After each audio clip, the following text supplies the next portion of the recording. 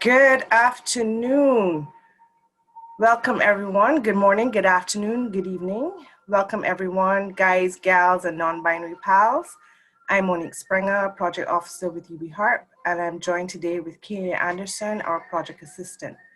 A very special welcome to our students, staff members, colleagues with the National HIV/AIDS Commission, off-campus partners, and to our repeat visitors to the digital dialogues and to our new guests.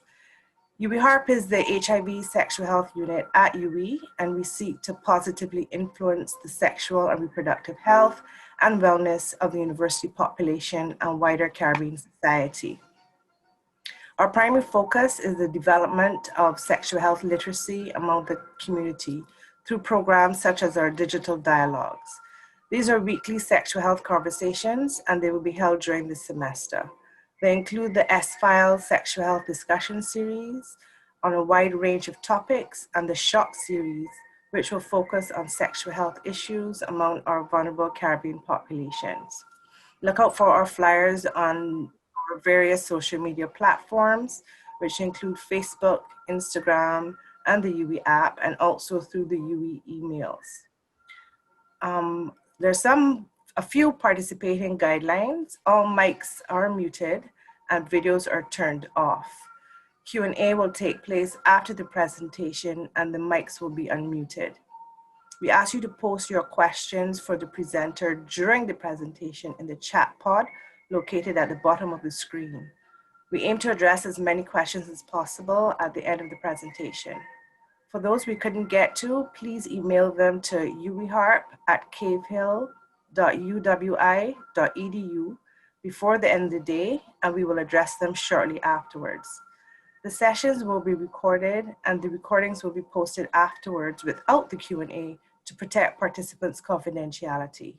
We will also be sharing an evaluation form that will be sent to you after the session, so please complete them and submit. We have few basic rules. UWIHARP's digital dialogues provide a safe space for sharing knowledge, experiences, opinions, or asking questions in a respectful manner. UWIHARP operates on a zero tolerance policy for any kind of bullying, discrimination, harassment, abusive language, and hostility or aggression that may cause distress to presenters and our participants. These include during the Zoom session or on UWIHARP's social media platforms. Persons who engage in any undesirable behaviors will be immediately removed from the platforms without prior notice. UWIHARP's guiding principle is to first do no harm. And our very first session today, we are going to be looking at male and female sexual anatomy, body basics. And today we'll be focusing on cisgendered males and females. And by that I mean your sexual anatomy is aligned with your gender identity. For example, I'm born with a female anatomy and I identify as a woman. At UWIHARP, we acknowledge that this is not universal. Some individuals, for example, are transgendered, while some are non-binary. That is, they do not fit into these two categories of male and female. And also there are other categories. We also recognize diverse sexual orientation and gender identities. But today's session will focus on cisgendered heterosexual individuals. And today's speaker, our very own Ms. Chloir Springer. She is the nurse administrator in the student clinic. She gained her associate degree in general nursing in 1991 from the Barbados Community College. She became a midwife in 2003 and later became a community health nurse. In 2008, Ms. Springer received her master's in public health from UWI-MONA. She held the post of coordinator of the community mental health nursing program between 2012 and 2018. In 2016, she completed her diploma in education with distinction from the Barbados Community College.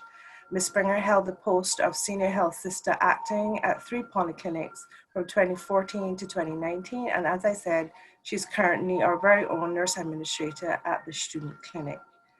I now invite Ms. Springer to the podium. Thank you, and good afternoon to one and all for this opportunity. And certainly the topic that we're discussing today is not a strange one. It is one that we know already. So let's say that we are having a revision session today. All right? Yes, yes.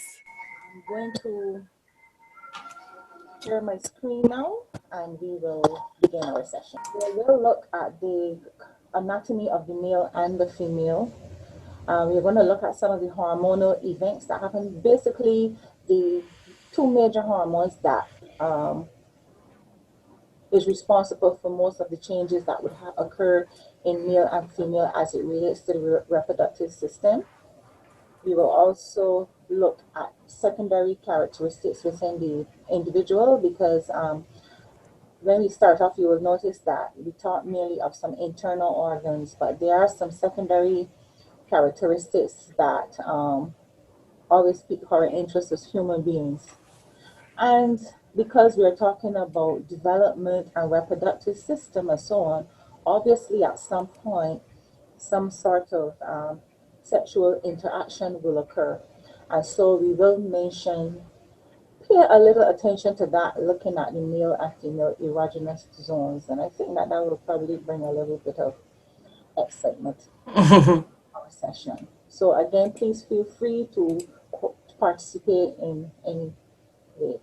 Okay, so I have a first question here. I saw this question somewhere as I was doing my research, going back over some stuff, and I thought it was interesting to ask you.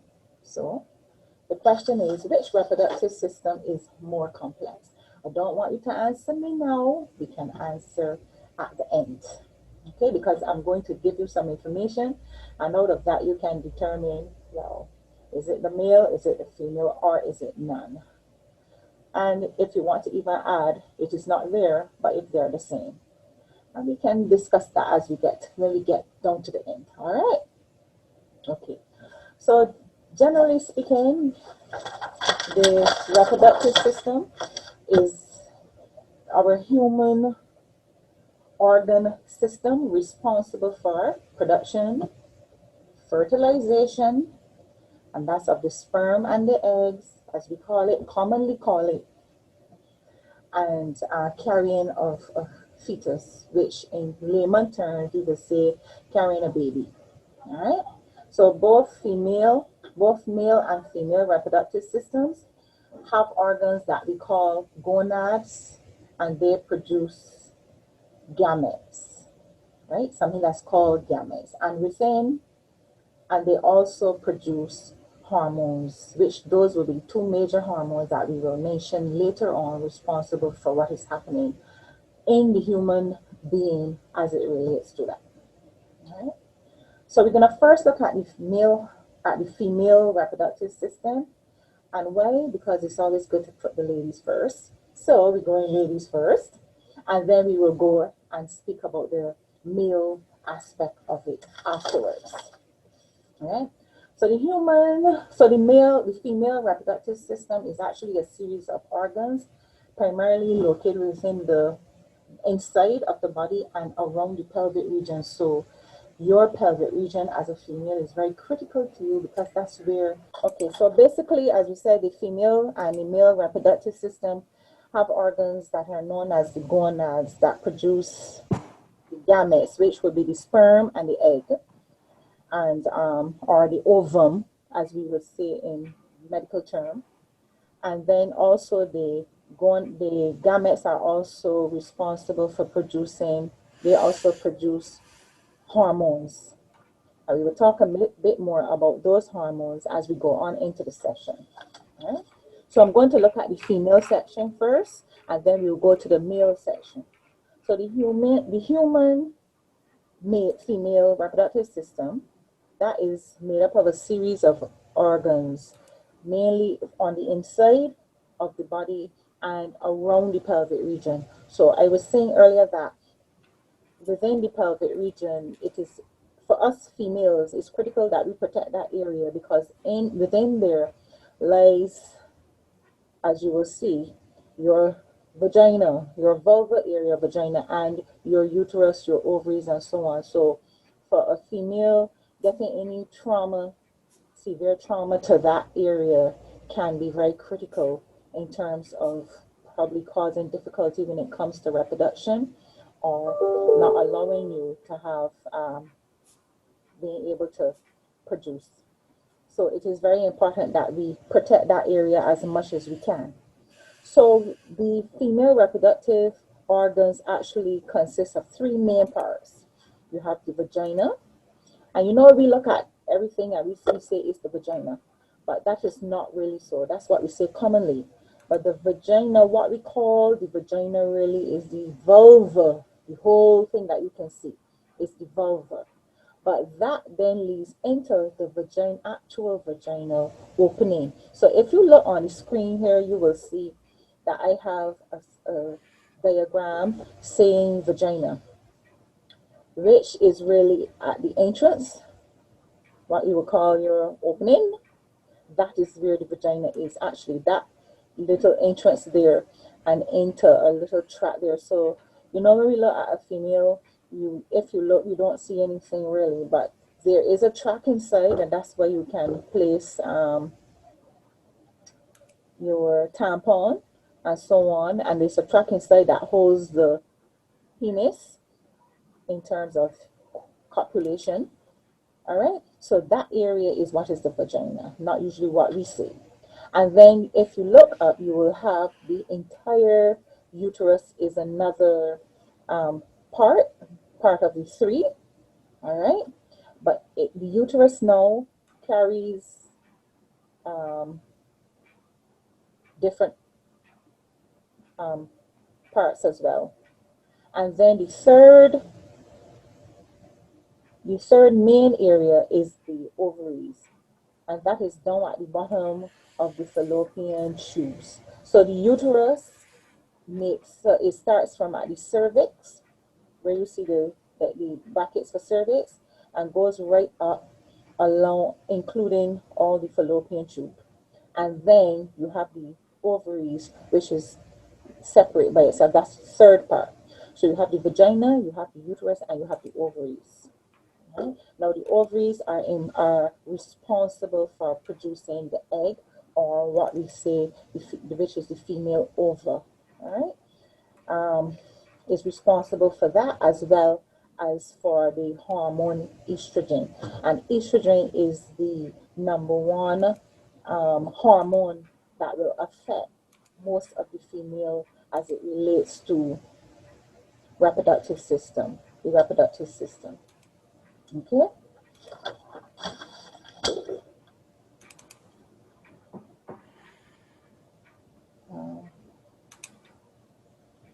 Okay, great. So this next slide actually tells you a little more about the attachment of the vagina to the uterus through the cervix, and then that the uterus is attached to the ovaries. So we kind of went through that earlier.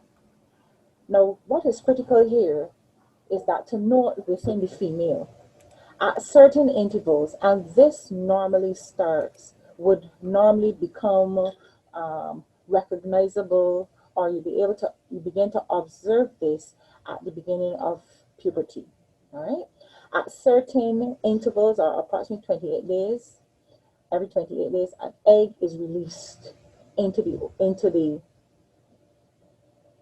fallopian tube. So if you look here, again, where we said was the ovaries, and you have the fallopian tube. So within the ovary, your egg or your ova becomes mature, and it is matured by the hormone, the same hormone that we mentioned earlier, which is the estrogen. And that egg then becomes ripe and ready, so to speak, and it is released and travels up into the fallopian tube on its way into the uterus. Now, remember I told you earlier that the female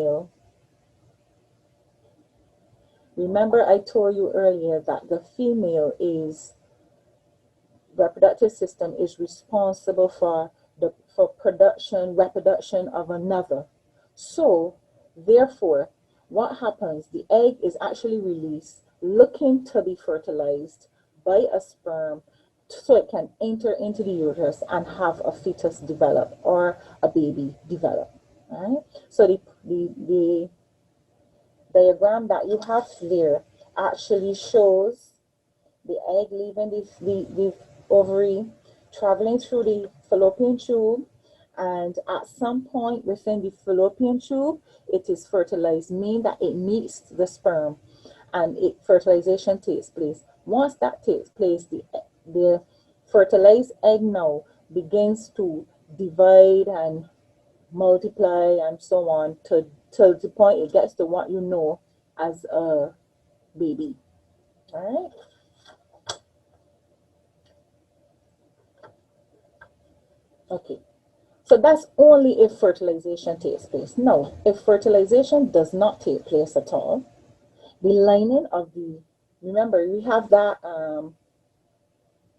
egg that has been matured and it travels all along. So not just only an egg not only that your egg is maturing, your entire uterus is preparing itself, going through a process that it prepares itself that if perchance your eggs do get fertilized, then the uterus is the housing for that new unborn baby, and so it goes there. So uterus prepares itself, waiting for this fertilized egg to happen, but it does not happen, and so you have shedding of the lining of the uterus, as well as that same egg that has not been fertilized. That is what comes out, and that is what we call the menstrual cycle. All right, and as I said earlier, it would normally begin at puberty, and puberty generally on average is around 9 to 12 years old, that area. There are some people, children, for one reason or other, whether it is hormonal, has to do with diet or whatever, they can have a period a little earlier and or later. You can get some persons actually starting the menstrual cycle, commonly called the period, 16 and 17 and 18. Delayed period, again, because of some hormonal dysfunction. So if you see on the side here, that's my little funny thing in terms of your menstruation occurring. Commonly called back in the 1960s reaping of a disappointed womb, and that it was also excited, prepared, and so on for a fertilized egg. Nothing has happened, and so it sheds, and that's what comes out in your period. And the good thing though, we have been made in such a way that it happens all over again, starts all over again, the cycle, waiting in again for something, for fertilization to occur. So it does not occur, we have our period. All right. This slide here actually shows you the menstruation timeline, and generally, and this is an average, majority of persons will have what we call a 28-day cycle, but there are some persons who, again, who may have a period in lesser time or in longer time. So again, at the beginning of the cycle, you will see that the egg begins to grow, and then around day 14, the egg is released, and usually around that time is what we call ovulation time. That is when the egg is released on its travel now and hoping to be fertilized, hoping that conception can take place. It meets a friendly sperm and fertilization can occur. However, if you notice, coming down to day 25, you start to see fragmentation occurring, means that the lining starts to break away. Why? Because nothing has happened, and so it is getting ready to shed that and to start fresh all over again, to make sure that the housing for this unborn child is well prepared. So we mentioned earlier about hormone called estrogen for the female, which is one of the critical hormones when it comes to the reproductive system. And it is also responsible for what we call the secondary characteristics within females. So some of the changes that you know and would have experienced for yourself, females, would be things like development of the breasts, growth of hair under the arms. For ladies, some ladies, their voices even deepen a bit, may not be as deep as a male, but it does change. Widening of the hips, it gives us that curvaceous look, and increased body fat, again, to make us look sumptuous, for want of a better word. Really, all of it is the whole idea about making us attractive looking. Hormones, your estrogen plays a big part in that. Estrogen also plays other roles within the body, your body as a female. For example, it helps to maintain your body temperature. It helps to delay memory loss. So estrogen will do us really well for a long time along our life cycle. All right. It also helps to regulate the liver. It helps to stimulate the vagina, bring it to a mature state. It also helps to preserve your bone density, and this is critical for us as ladies, as especially when we go into our later age and entering things like menopause and so on, because at some point when you start to reach menopause, this same estrogen lessens. And if you notice here, it says it preserves the bones.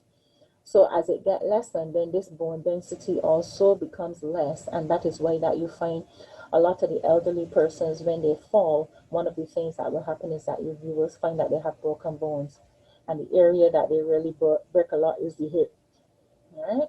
So so you recognize that yes, the estrogen is important for production, milk production, and so on, but it is also important for other parts of the body, the brain, heart, and liver, and bone as well.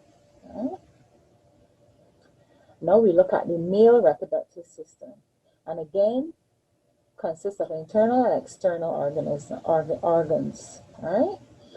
You have where the testes is in the scrotum, produce the male gamete or the sperm, which is then ejaculated in seminal fluid.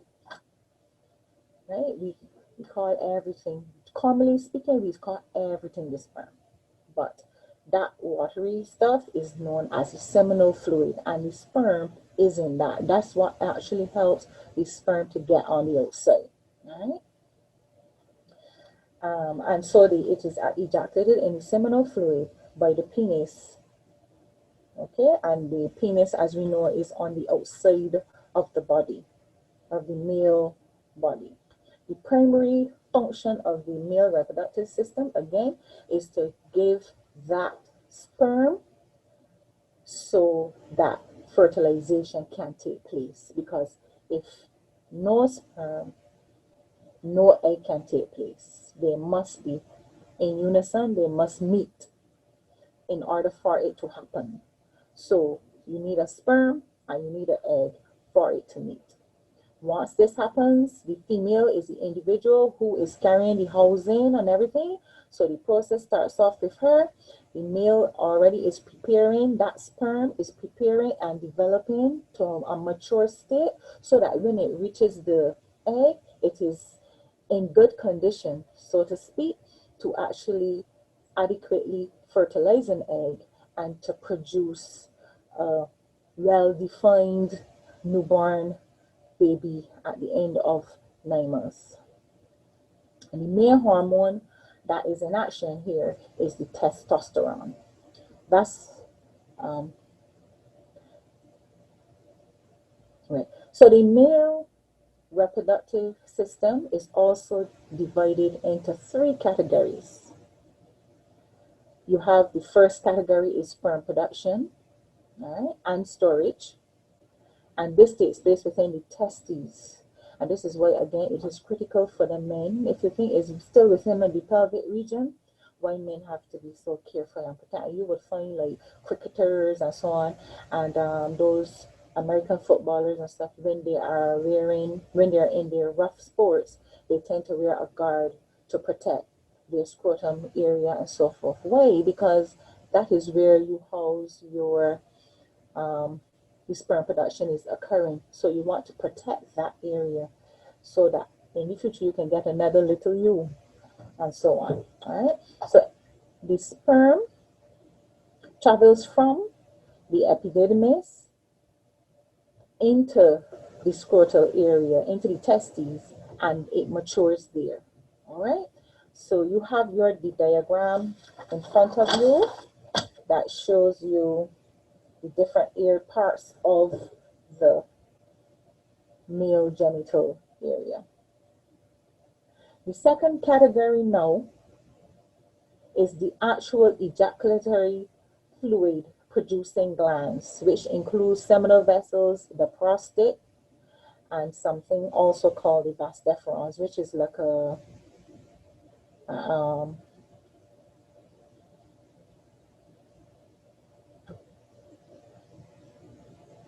right, the vas deferens, correct. Right?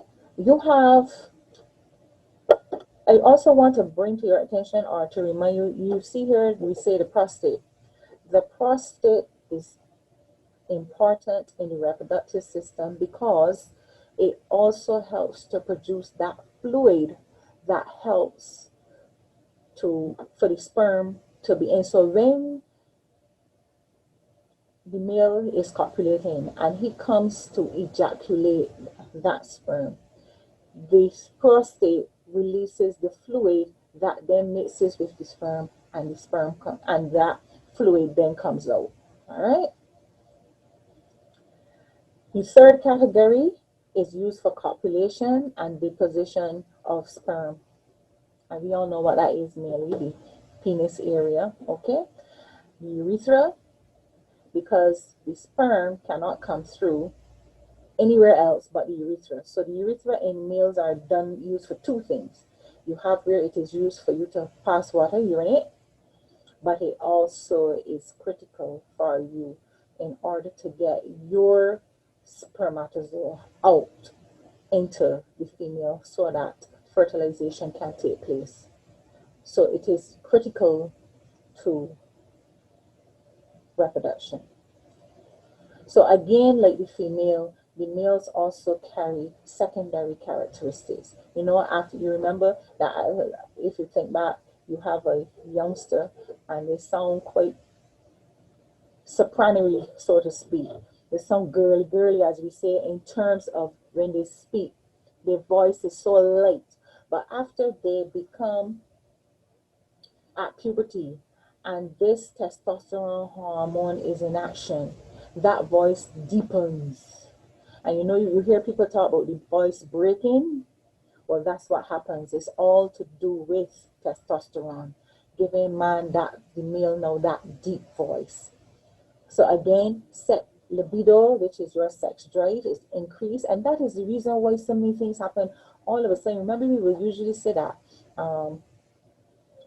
before you actually reach puberty, if you think not even about yourself, there was a stage where you thought that girls didn't matter if you're females, and boys didn't matter depending on the sex you were, right? You thought that they didn't matter, but all of a sudden, something went off in your light, in your head, and suddenly, that girl that you thought was so stupid and silly now is attractive. All of that has to do with your hormones. All because, again, remember that we are a sexual being and all of those play a part, and testosterone is critical to that in the male with the libido. So you also get the facial hair develop of those body muscle mass, not nowhere again before puberty took place. Remember your brothers or you yourself, male, standing in front of the mirror and trying to find all the muscle strength you could find. And we know there were none, but you still enjoy yourself trying to prove that you had muscles. But then when you started puberty, you didn't have to try anymore. They actually came. You know, you start to look chesty and buff, so to speak, right? And so that is what happened. And as well, your external genitalia um, develop. The penis develops as well and matures. Right?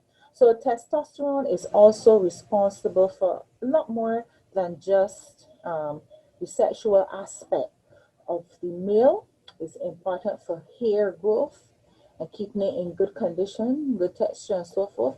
Is important for prostate growth. It's important for strength and endurance. That's what gives man that power, that stamina to push forward, where he can lift up a big stone, and me, I might be struggling to push it somewhere, and you just come as a male and pick up this thing and gone. And you know, I don't have all of that testosterone.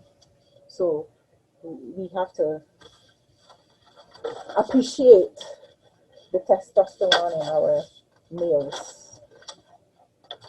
Um, bone mass is also again critical in males. And if you notice that the male structure compared to the female, that built, that kind of look is all to do with the testosterone. All right.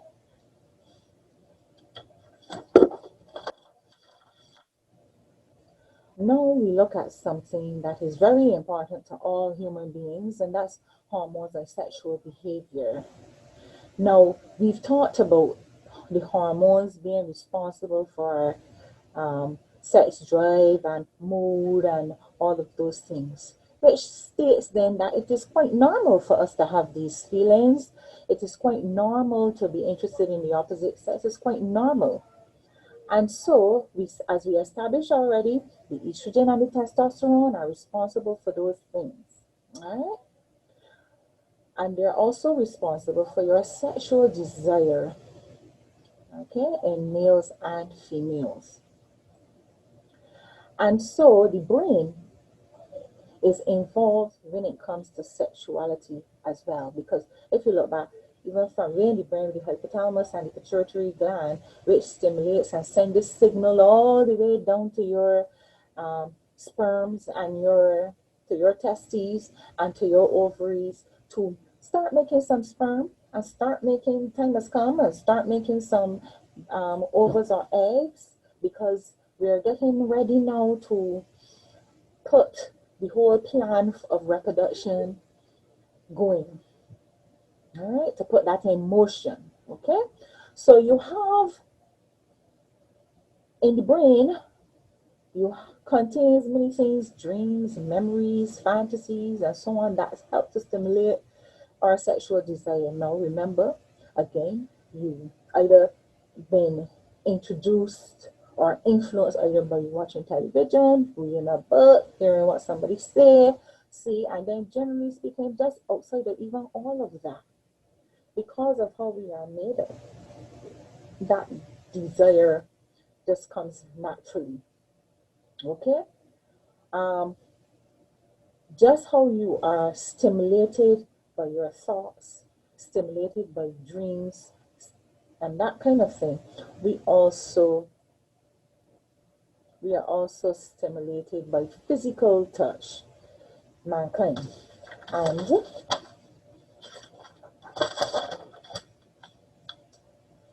And on our bodies, we have many sensitive areas that it can be stimulated, that will lead to sexual behavior or sexual involvement, which can eventually lead to reproductive, to the formation of another one of you.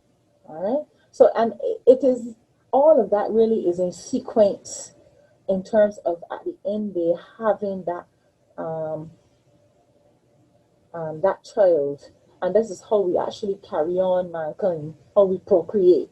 So within that context, we do have places in our bodies called the erogenous zones, which can aid in stimulation. What we call turn you on, then, in other words, right? So there are places that will turn you on, okay? Things like the ears, very, very, very sensitive for some people. They don't, and you will notice that in normal circumstances, you go to whisper to somebody and they'll tell you, don't come to whisper to me. Or you'll find that they react in a certain way. And it's not really that they want to be harsh, but they know the effects that it has on them. And so for that, they will prefer you not, because they're not interested in that situation at that point in time, right?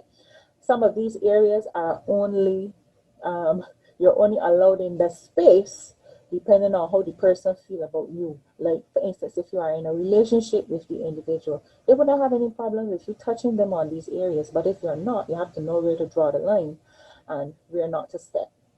Do not step over your boundaries, huh? So other places, as you can see here on the slide, things like the spine, the breast nipples, inside the thighs, and your feet. Those are just naming a few. But all these areas are areas known as the erogenous zones.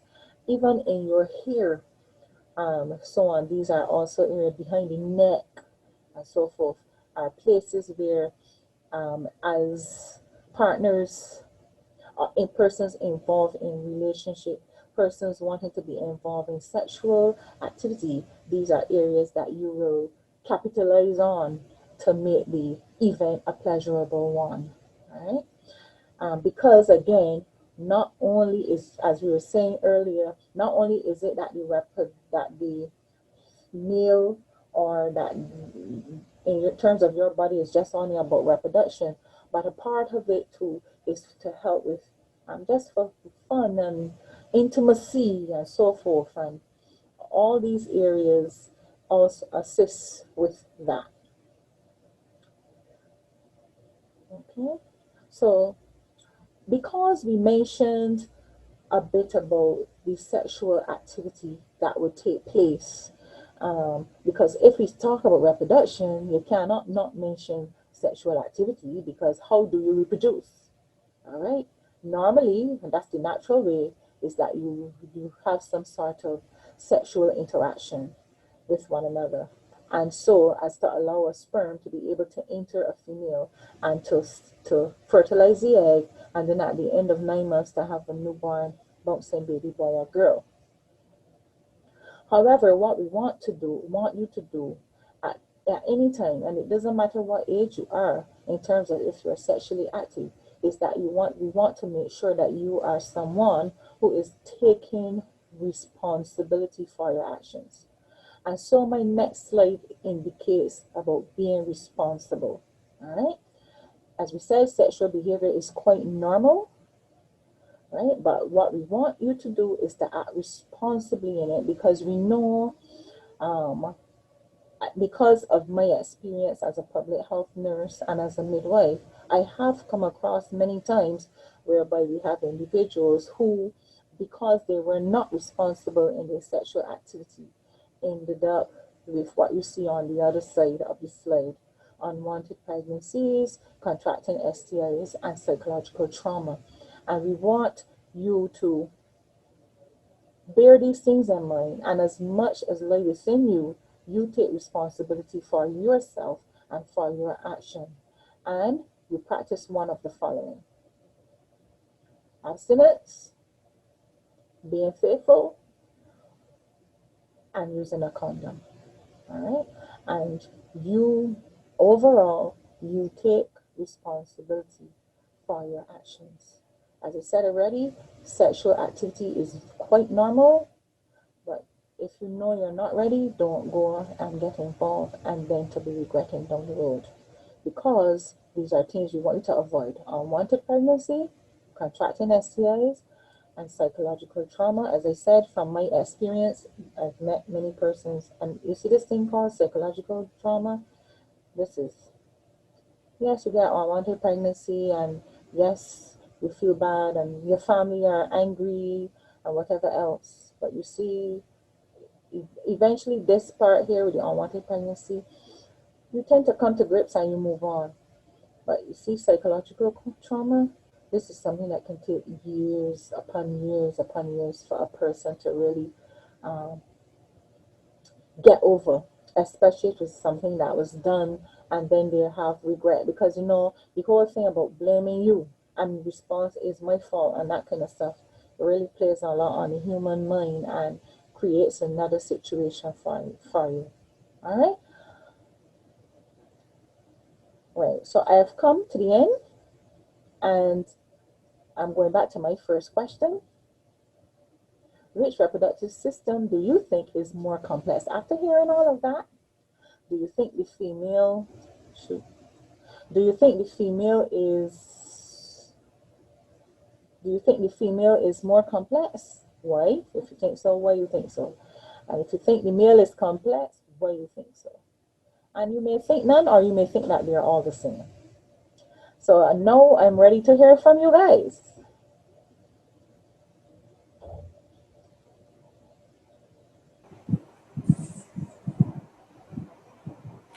Thank you very much, Nurse Springer. That was indeed a very informative session. Most of us may know some of the information already, but nothing beats a refresher about knowing about your body. Nurse Springer, thank you very much.